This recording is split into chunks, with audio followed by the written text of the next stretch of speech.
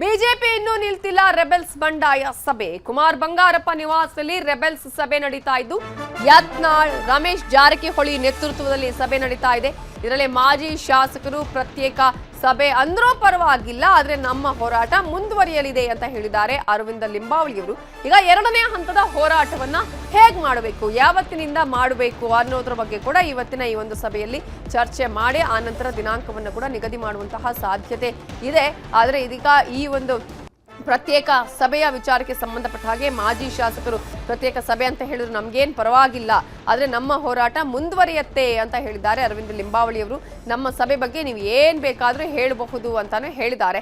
ಸದನದಲ್ಲಿ ವಕ್ಫ್ ವಿಚಾರದ ಹೋರಾಟ ಸರಿಯಾಗಿ ನಡೆದಿಲ್ಲ ಅಂತ ಹೇಳಿ ಪರೋಕ್ಷವಾಗಿ ಅಸಮಾಧಾನವನ್ನ ಹೊರಹಾಕಿದ್ದಾರೆ ಅರವಿಂದ ಲಿಂಬಾವಳಿಯವರು. ಪಕ್ಷದಲ್ಲಿ ಹಿರಿಯರನ್ನ ಕಡೆಗಣಿಸಿರುವ ಬಗ್ಗೆ ಮಾತನಾಡಿರುವಂತಹ ಅವರು ಇದರ ಬಗ್ಗೆ ನಾನು ಯಾವುದೇ ಪ್ರತಿಕ್ರಿಯೆ ಕೊಡಲ್ಲ, ನೋ ಕಮೆಂಟ್ಸ್ ಅಂತ ಹೇಳಿದ್ದಾರೆ. ಈಗಾಗಲೇ ವಕ್ಫ್ ವಿರುದ್ಧ ಯಾವ ರೀತಿಯಾಗಿ ಸರ್ಕಾರ ನಡೆದುಕೊಂಡಿದೆ ಆ ವಿಚಾರಕ್ಕೆ ಸಂಬಂಧಪಟ್ಟ ಹಾಗೆ ಒಂದು ಹಂತದಲ್ಲಿ ಹೋರಾಟ ಆಗಿದೆ. ಈಗ ಎರಡನೇ ಹಂತದ ಹೋರಾಟಕ್ಕೂ ಕೂಡ ಬಿಜೆಪಿ ರೆಬೆಲ್ಸ್ ನಿರ್ಧಾರವನ್ನ ಮಾಡಿದೆ. ಈ ಹಿಂದೆ ಅದರ ಬಗ್ಗೆ ಕೂಡ ಹೇಳಿದ್ರು. ಆದ್ರೆ ಇದೀಗ ಯಾವಾಗ ಈ ಒಂದು ಹೋರಾಟವನ್ನ ಮಾಡಬೇಕು ಅನ್ನೋದರ ಕುರಿತಾಗಿ ಕೂಡ ಇವತ್ತು ಸಭೆಯನ್ನ ಈಗ ಮಾಡ್ತಾ ಇದ್ದಾರೆ. ಬಟ್ ಇದು ಪ್ರತ್ಯೇಕ ಸಭೆ ಅಂತ ಹೇಳಿದ್ರು ನಮ್ಗೇನ್ ಚಿಂತೆ ಇಲ್ಲ ಅನ್ನುವ ವಿಚಾರವನ್ನ ಅರವಿಂದ ಲಿಂಬಾವಳಿ ಅವರು ಹೇಳಿದ್ದಾರೆ. ಈಗಾಗಲೇ ನಾವು ವಕ್ಫ್ ಹೋರಾಟವನ್ನ ಪ್ರಾರಂಭಿಸಿದ್ದೇವೆ.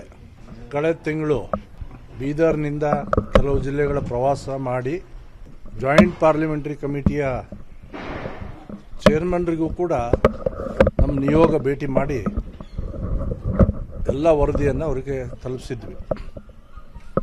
ಮರುದಿನ ನಮ್ಮ ಪ್ರತಾಪ್ ಸಿಂಹ ಅವರು ಮತ್ತು ಕುಮಾರ್ ಬಂಗಾರಪ್ಪ ಅವರು ಅವರ ಅಧಿಕಾರಿಗಳ ಜೊತೆಗೆ ಚರ್ಚೆ ಮಾಡೋಕ್ಕೆ ಸೂಚನೆ ಕೊಟ್ಟಿದ್ದರು. ಹೀಗಾಗಿ ಎಲ್ಲ ಮಾಹಿತಿಗಳ ವಿವರವಾದಂಥ ಮಾಹಿತಿಗಳನ್ನು ಕೊಟ್ಟು ಬಂದಿದ್ದರು. ಅದರ ಆಧಾರದ ಮೇಲೆ ಇವತ್ತು ಕರ್ನಾಟಕದ ವಕ್ಫ್ನ ಸಂಬಂಧಪಟ್ಟಂಥ ಅಧಿಕಾರಿಗಳನ್ನು ಜಾಯಿಂಟ್ ಪಾರ್ಲಿಮೆಂಟರಿ ಕಮಿಟಿಯ ಮುಂದೆ ಕರೆದಿದ್ದಾರೆ. ಅವರು ಅವರ ಮಾಹಿತಿಗಳನ್ನು ಕೊಡಬೇಕು ಅಂತ ನಮ್ಮ ಮಾಹಿತಿಗಳ ಆಧಾರದ ಮೇಲೆ ಕೊಟ್ಟಿದ್ದಾರೆ ಅಂತ ನಮ್ಮ ಭಾವನೆ. ಹಾಗೆಯೇ ನಮಗೂ ಕೂಡ ಸಂಪರ್ಕ ಮಾಡಿದ್ದಾರೆ. ನನಗೆ, ಪ್ರತಾಪ್ ಅವರಿಗೆ ಮತ್ತು ಕುಮಾರ್ ಬಂಗಾರಪ್ಪ ಅವರಿಗೆ ಇನ್ನೂ ಹೆಚ್ಚಿನ ಮಾಹಿತಿಗಳು ಕೊಡಬೇಕು ಅನ್ನುವಂಥ ಕರೆಯನ್ನು ದೂರವಾಣಿ ಕರೆಯಲ್ಲಿ ಹೇಳಿದ್ದಾರೆ. ಹೀಗಾಗಿ ಆ ಮಾಹಿತಿಗಳ ಬಗ್ಗೆ ಚರ್ಚೆ ಮಾಡೋದಕ್ಕೆ ನಾವು ಇವತ್ತು ಸೇರಿದ್ದು. ನೀವೇನೋ ಭಾಳ ನಿರೀಕ್ಷೆ ಒಳಗಿದ್ರಿ ಅನಿಸುತ್ತೆ, ಭಿನ್ನಮತ ಹಾಗೆ ಹೀಗೆ ಅಂತ ಕೊಡ್ತಾನೆ ಇರ್ತೀರಿ ನಮ್ಮ ಬಗ್ಗೆ. ನೀವು ದಯವಿಟ್ಟು ಅದು ನಿಲ್ಲಿಸಿ. ಭಾಳ ಗಂಭೀರವಾದಂಥ ವಿಚಾರ ವಕ್ಫ್. ಅದಕ್ಕೆ ಸಂಬಂಧಪಟ್ಟ ಹಾಗೆ ಜಾಯಿಂಟ್ ಪಾರ್ಲಿಮೆಂಟರಿ ಕಮಿಟಿಯವರು ಏನು ಮಾಹಿತಿಗಳನ್ನು ನಮಗೆ ಕೇಳಿದ್ದಾರೆ ಅದರೆಲ್ಲ ಮಾಹಿತಿಗಳನ್ನು ಸಂಗ್ರಹ ಮಾಡಿ ಜನವರಿ ಮೊದಲೇ ವಾರದಲ್ಲಿ ಕೆಲವೊಂದಿಷ್ಟು ಜನ ನಮ್ಮ ಮುಖಂಡರು ಹೋಗಿ ಅದನ್ನು ಕೊಡುವಂಥ ಕೆಲಸವನ್ನು ಮಾಡ್ತೇವೆ. ಅದರದ್ದೇ ವಿವರವಾದಂಥ ಚರ್ಚೆಯನ್ನು ಇವತ್ತಿನ ಸಭೆಯಲ್ಲಿ ಚರ್ಚೆ ಮಾಡಿದ್ದೇವೆ. ಸೊ ಏನೇ ಹೇಳಿದ್ರು ಕೂಡ ಬಿಜೆಪಿಯ ರೆಬೆಲ್ಸ್ ಬಂಡಾಯ ಸಭೆ ಮಾತ್ರ ಮುಗಿತಾ ಇಲ್ಲ. ನಾವು ಪ್ರತ್ಯೇಕ ಸಭೆಯನ್ನ ಮಾಡ್ತೀನಿ ಅಂತ ನೀವು ಅಂದ್ಕೊಂಡ್ರು ಪರವಾಗಿಲ್ಲ ಅಂತ ಹೇಳ್ತಾನೆ ಈಗಾಗಲೇ ನೀವು ಒಂದಷ್ಟು ವಿಚಾರಗಳನ್ನ ಹೇಳ್ತಾ ಇದ್ದೀರಿ ಅಂತ ಮಾಧ್ಯಮಗಳ ಮೇಲೆ ಹೇಳುವಂತ ಪ್ರಯತ್ನ ಕೂಡ ಮಾಡಿದ್ರು. ಸ್ಟಿಲ್ ಈಗಾಗಲೇ ಅವರು ಯಾವ ರೀತಿಯಾಗಿ ಹಾಗಾದ್ರೆ ಸಭೆಯನ್ನ ಮಾಡ್ತಾ ಇದ್ದಾರೆ, ಯಾರ್ಯಾರಿದ್ದಾರೆ ಈ ಸಭೆಯಲ್ಲಿ ಅನ್ನೋದು ಕೂಡ ಎಲ್ಲರಿಗೂ ಕಾಣಿಸ್ತಾ ಇದೆ. ಈಗಾಗಲೇ ಮತ್ತೊಂದು ಸುತ್ತಿನ ಹೋರಾಟಕ್ಕೆ ಈಗ ಬಿಜೆಪಿ ರೆಬೆಲ್ಸ್ ರೆಡಿ ಆಗಿದ್ದಾರೆ. ಅರವಿಂದ ಲಿಂಬಾವಳಿ ಅವರು ಹೇಳುವ ಪ್ರಕಾರ ಈಗಾಗಲೇ ಜೆಪಿಎಸ್ಸಿಗೆ ಮಾಹಿತಿಯನ್ನು ಕೊಡುವಂತಹ ನಿಟ್ಟಿನಲ್ಲಿ ಏನೇನು ಆಗಿದೆ ಈ ವಿಚಾರದಲ್ಲಿ ಆ ವರದಿಯನ್ನು ಕೊಡುವಂತಹ ನಿಟ್ಟಿನಲ್ಲೂ ಕೂಡ ನಾವಿವತ್ತು ಸಭೆಯನ್ನ ಸೇರಿದ್ವಿ ಅಂತ ಹೇಳ್ತಾ ಇದ್ದಾರೆ. ಈಗ ಯತ್ನಾಳ್, ರಮೇಶ್ ಜಾರಕಿಹೊಳಿ, ಅರವಿಂದ ಲಿಂಬಾವಳಿ, ಪ್ರತಾಪ್ ಸಿಂಹ ಸೇರಿದಂತೆ ಅನೇಕ ಮುಖಂಡರುಗಳು ಇವತ್ತಿನ ಈ ಒಂದು ಸಭೆಯಲ್ಲಿ ಪಾಲ್ಗೊಂಡಿದ್ದನ್ನು ಕೂಡ ನಾವು ಗಮನಿಸಬಹುದು. ಇನ್ನೂ ಕೂಡ ಮುಗಿದಿಲ್ಲ ಈ ಒಂದು ಸಭೆ, ಆದರೆ ಈಗ ಈ ವಿಚಾರದಲ್ಲಿ ಹೋರಾಟ ಅನಿವಾರ್ಯ ಅಂತ ಹೇಳ್ತಿದ್ದಾರೆ.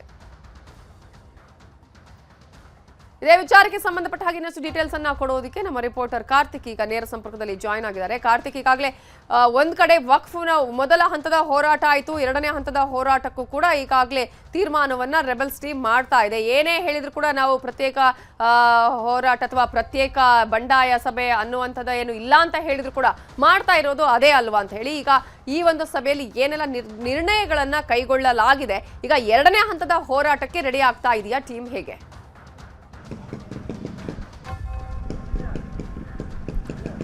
ಖಂಡಿತ ನವಿತಾ, JP ನಡ್ಡಾ ಅವರು ರಾಜ್ಯಕ್ಕೆ ಬರುವಂಥ ಒಂದು ಕೆಲವೇ ದಿನಗಳೇ ಇರುವಂಥ ಹಿನ್ನೆಲೆಯಲ್ಲಿ ಈ ಒಂದು ಸಂದರ್ಭದಲ್ಲಿ BJPಯ ರೆಬಲ್ ಟೀಮ್ ಮತ್ತೆ ಆ್ಯಕ್ಟಿವ್ ಆಗಿದೆ. ಇವತ್ತು ಏನು ಈ ಒಂದು ಕುಮಾರ್ ಬಂಗಾರಪ್ಪನವರ ನಿವಾಸದಲ್ಲಿ BJPಯ ರೆಬಲ್ ಟೀಮ್ನಲ್ಲಿ ಗುರುತಿಸಿಕೊಂಡಿರ್ತಕ್ಕಂಥ ನಾಯಕರಾಗಿರುವಂಥ ಪ್ರತಾಪ್ ಸಿಂಹ ಇರ್ಬೋದು, ರಮೇಶ್ ಜಾರಕಿಹೊಳಿ ಇರ್ಬೋದು, ಜೊತೆಗೆ ಅರವಿಂದ್ ಲಿಂಬಾವಳಿ ಸೇರಿದಂತೆ ಅವರ ತಂಡ ಇವತ್ತು ಸಭೆಯನ್ನು ಸೇರಿರುವಂಥದ್ದು. ಅಂದರೆ ಈಗಾಗಲೇ 2-3 ಗಂಟೆಗಳ ಕಾಲ ಚರ್ಚೆಯನ್ನು ಕೂಡ ಮಾಡಿರುವಂಥದ್ದು. ಆರಂಭದಲ್ಲಿ ಮಾಧ್ಯಮಗಳಿಗೆ ಮಾಹಿತಿಯನ್ನು ಕೊಡುವಂಥ ಸಂದರ್ಭದಲ್ಲೂ ಕೂಡ ಅರವಿಂದ್ ಲಿಂಬಾವಳಿ ಅವರು ಒಂದು ಮಾತನ್ನು ಹೇಳ್ತಾ ಇದ್ರು, ನಾವು ಇಲ್ಲಿ ಯಾವುದೇ ರೀತಿಯ ಪ್ರತ್ಯೇಕ ಸಭೆ ಅನ್ನುವಂಥದ್ದಿಲ್ಲ, ಇಲ್ಲಿ ಕೇವಲ ವಕ್ಫ್ ವಿಚಾರಕ್ಕಾಗಿ ನಾವು ಹೋರಾಟವನ್ನು ಮಾಡಬೇಕಿದೆ. ಆ ಒಂದು ಕಾರಣಕ್ಕಾಗಿಯೇ ಇವತ್ತು ಸಭೆಯನ್ನು ಸೇರಿರುವಂಥದ್ದು. ಇಲ್ಲಿ ಯಾವುದೇ ರೀತಿಯ ಅಂದರೆ ರೆಬಲ್ಗಳು ಅಥವಾ BJP ಪಕ್ಷದ ವಿರುದ್ಧವಾಗಿ ನಾವು ಏನು ನಿಂತಿಲ್ಲ ಅಥವಾ ಇನ್ಯಾರ್ದೋ ನಾಯಕತ್ವದ ವಿರುದ್ಧವಾಗಿ ನಾವು ಇವತ್ತಿಲ್ಲಿ ಸಭೆಯನ್ನು ಮಾಡ್ತಾ ಇಲ್ಲ ಅನ್ನುವಂಥ ಮಾತನ್ನು ಹೇಳ್ತಾ ಇದ್ರು. ಜೊತೆಗೆ ಅವರು ಹೇಳಿರುವಂಥದ್ದು ಪ್ರಮುಖವಾಗಿ ವಕ್ಫ್ ವಿಚಾರವಾಗಿ ಜನವರಿ ಆರಂಭದಲ್ಲಿ ನಾವು ರಾಜ್ಯವ್ಯಾಪಿ ಮತ್ತೊಮ್ಮೆ ಹೋರಾಟವನ್ನು ಮಾಡ್ತೇವೆ, ಪ್ರವಾಸವನ್ನು ಮಾಡುವ ಮೂಲಕವಾಗಿ ಮಾಹಿತಿಯನ್ನು ಸಂಗ್ರಹಿಸ್ತೀವಿ. ಈಗಾಗಲೇ ಅಂದರೆ ಮೊದಲ ಹಂತದ ಸಭೆಯಲ್ಲಿ ಪ್ರವಾಸದಲ್ಲಿ ನಾವು ಸಾಕಷ್ಟು ಮಾಹಿತಿಯನ್ನು ಸಂಗ್ರಹಿಸಿದ್ವಿ, ಅದೆಲ್ಲವನ್ನು ಕೂಡ JPC ಕಮಿಟಿಗೆ ಕೊಟ್ಟಿದ್ದೆವು. ಈಗ ಇನ್ನೊಂದು ಸುತ್ತಿನಲ್ಲಿ ಪ್ರವಾಸವನ್ನು ಕೂಡ ಮಾಡಬೇಕಾಗಿದೆ. ಅದೋ ಒಂದು ಹಿನ್ನೆಲೆಯಲ್ಲಿ ಇವತ್ತು ಸಭೆಯನ್ನು ಸೇರಿರುವಂಥದ್ದು. ಮುಂದಿನ ಏನು ಸಭೆ ಏನು ಪ್ರವಾಸ ಮಾಡುವಂಥದ್ದು ಒಂದು ಕಡೆ ಆದರೆ ಇನ್ನೊಂದು ಕಡೆ ಸಮಾವೇಶವನ್ನು ಕೂಡ ಮಾಡ್ತೇವೆ, ವಕ್ಫ್ ಬಾಧಿತರ ಸಮಾವೇಶವನ್ನು ಕೂಡ ಮಾಡುವಂಥ ಚಿಂತನೆಯೂ ಕೂಡ ಇದೆ. ಅದರ ಕುರಿತಾಗಿ ಇವತ್ತು ಸಭೆಯಲ್ಲಿ ತೀರ್ಮಾನವನ್ನು ತೆಗೆದುಕೊಳ್ತೇವೆ ಅನ್ನುವಂಥ ಮಾಹಿತಿಯನ್ನು ಕೂಡ ಕೊಟ್ಟಿರುವಂಥದ್ದು. ನವಿತಾ.